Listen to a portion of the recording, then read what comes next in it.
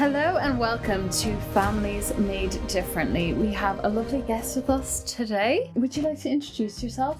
Yes, hi everyone. I am Jennifer Hepburn. I live in Glasgow. I am talking because I have siblings who were adopted. I've got a younger brother and sister who are adopted and an older biological brother. Do you remember when your parents first talked about adoption? Not really. Not in terms of adopting themselves, but as a family. Obviously, growing up in a Christian family, I heard a lot about what adoption is because it's obviously something that comes up in the Bible a lot, and my parents would talk about how we're adopted children of God and what adoption means. But I can't remember when they specifically started talking about adoption. But I think first time they mentioned about possibly adopting as a family or as a couple with two children was maybe when I was about 10 or 11 years old. But I can't really say a specific point where I'm like, oh yes, this was when it was mentioned. Do you remember how it made you feel? It was a wee bit sort of nervous, but sort of also exciting because me and my older brother always wanted more siblings. So it was sort of that sort of mix of a bit of anxiety because you don't really know what it is, but also a bit exciting because you're like, I might get extra people to play with,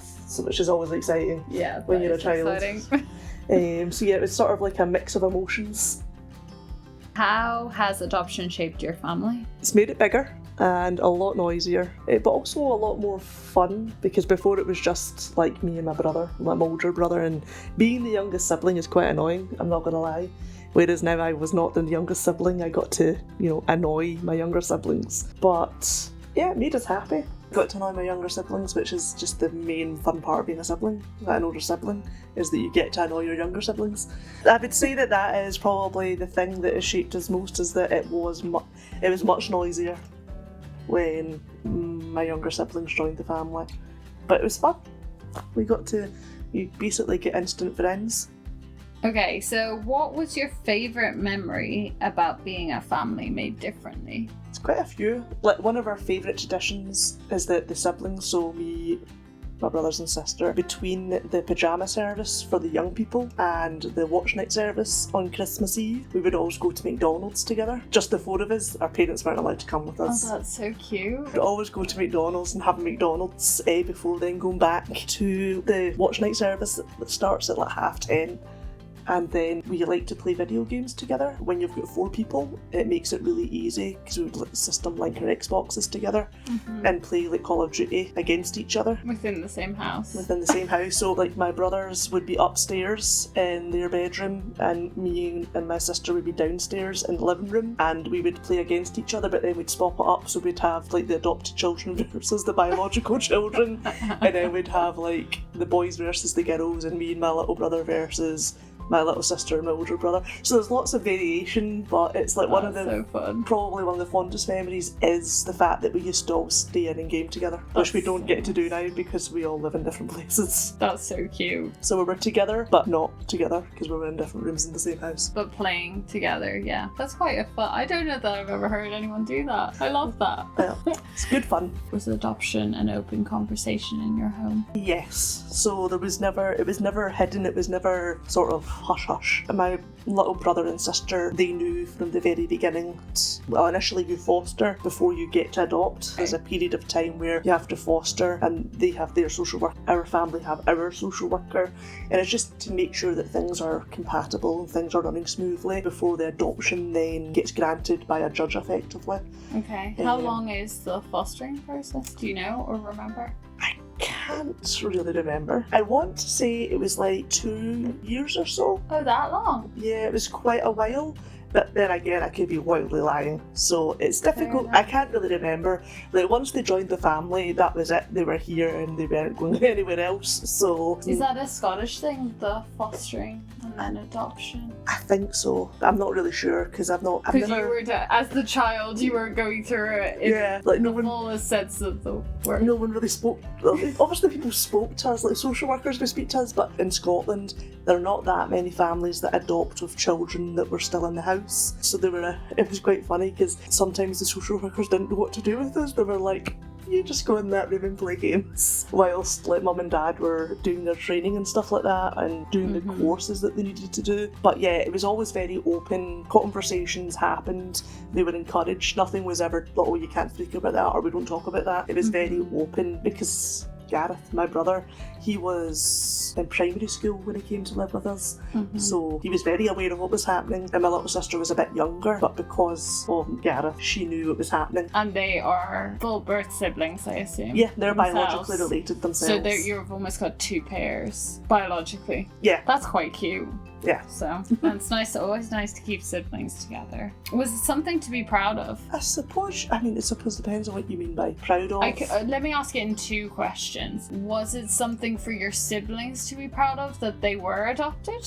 Oh yes, definitely. Like my brother, it was really funny when he met people for the first time after he came to live with us. He would really emphasise that he was part of like my family. That was the most important thing when he met someone. He was like, I am part of, the family. And people thought it was a bit strange that he would make such an emphasis about it. But for him, he had that identity finally. He had his family. So for him, he wanted everyone to know that this is the family that he was part of. And he was really proud of it.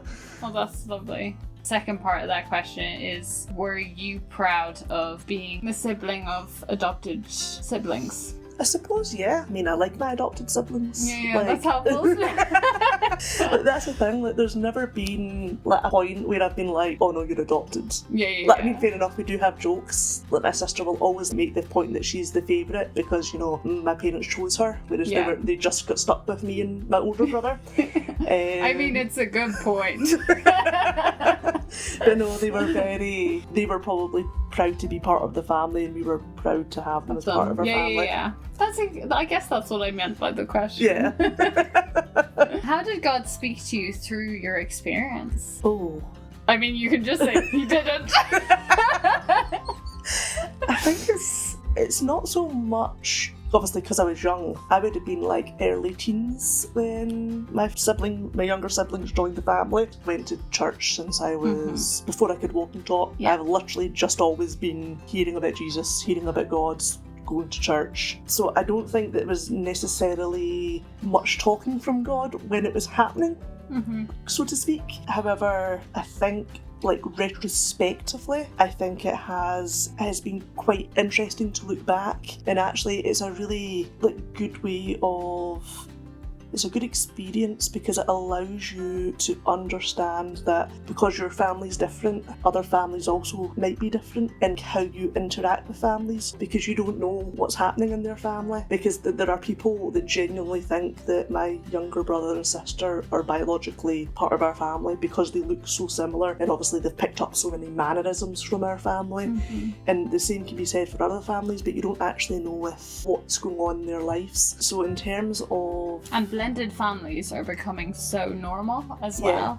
Yeah, families are being made up so differently. Yeah. When I'm looking at they first came to live with us and looking at where God was in the being gracious, giving grace to people, because people outside the family would say some very, not deliberately, I'd hope it wasn't deliberately horrible, but people would say things and you're just like, that's really not called for. That's not a nice or kind thing to say about someone who has experienced the foster care system or care in general. So it's taught me to be very careful about how I speak and to try to be kind and gracious when I am speaking to people, because you have no idea what they're experiencing. So it's a bit like, can't remember which part of the Bible it is, but I'm pretty sure it's Paul. It's just about being gracious and kind to people when you're speaking to them, and basically treating them the way I would want to be treated. And that kind of comes from the fact that you didn't always experience that as a family, and you were probably more sensitive to, well, in this specific area, you were more sensitive to it, so then you saw it more vividly when people weren't being gracious and kind. Yeah, I think it's very telling, because unfortunately if you do experience care, quite often you do have challenging behaviour, especially the older you are when you experience it. Yeah. And there are children that become young people, that become adults who think that they're worthless because of how people treated them when they were children and teenagers. And that's just, I don't think that's how God would want anyone to ever feel. I always try to be careful about how I speak and the sort of language that that I use so that I'm not inadvertently making someone feel rubbish about themselves. I feel like sometimes people don't realise as well, they're like almost not educated in the fact that for a child to end up in care, they have experienced trauma that was completely out of their control. And so they've gone into a system that's very broken in a lot of ways. And Definitely. with so much baggage and so much hurt and so much damage that's already been done to them before they even got there. Yeah, it's true. Like, there is a lot of hurt, and that's just from them getting removed into the care system. Yeah. And then you've got all of the issues that arise from just being in the care system. Yeah. And then the challenging behaviour rears its head, and then you get more rejection, and ultimately they just need to be loved, and God is an all-loving Father. So as Christians we should try to, I'm not saying obviously subject yourself to abuse from people, but we should try to be loving. We should try to understand where people are coming from, because I always look at it, like, treat others like you would want to be treated yourself. How would Jesus look at this situation? How would he speak to this person that he loves dearly? How would he act towards that person? Yeah. And do I measure up to where obviously I won't measure up because Jesus is perfect. Yeah. Like, will I measure up? Like, if I met Jesus, would I be happy to give an account to him? Or would I be ashamed of myself and hide my head going, well, I didn't do what I really should have done? So that's the way I sort of look at it. It reminds me of a worship song that has the line, "Break my heart for what breaks yours," because I really do think vulnerable children and children who've experienced loss and trauma and the system and all that, I feel like that's so on God's heart, and Definitely. sometimes we're just oblivious culturally and like as Christians to the fact that this is so fundamentally part of God's heart and what breaks his heart. Yeah, no, I would completely agree. I think sometimes, not always, but there is that you can get sort of caught up in your happy Christian bubble. 100%. And sometimes you're not being real to the fact that there are real issues. Adoption is a great thing, and it is founding principle of our country that adoption is important, and that comes from the Bible. We're all children of God, but sometimes people are so flippant or ignorant to the issues that surround that, and the fact that it isn't a perfect system, and far too many young people and children fall through the cracks and end up in very, very dire positions because of that.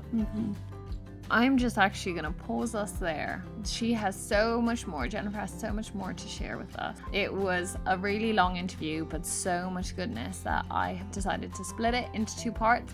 And don't worry, you don't have to wait for a month for the second part. You can come back next week and we will have a special of 2 podcasts this month of November. So instead of a Christmas special, you get a November special because everyone's too busy for extra at Christmas.